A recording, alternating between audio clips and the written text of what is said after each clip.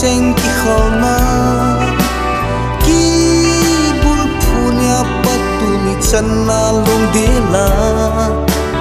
kan pi nei lo wa ki phin nau ilung tu han ki choi zo lung tu mong so ko la hi tai han ki choi em selin gam dia ki phin ding ta nu na lai ji han ki choi sil selin mun tuk mo so ding in nam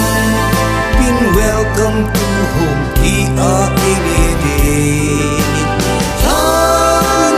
rồi người lâu bị đi nghe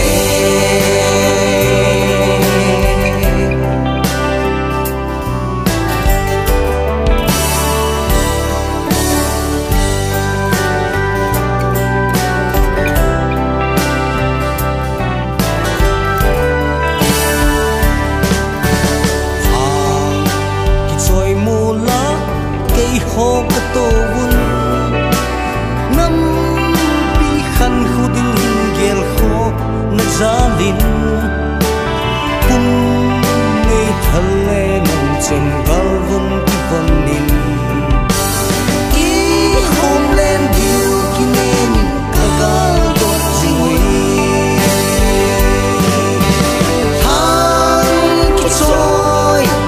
choi em sen i gam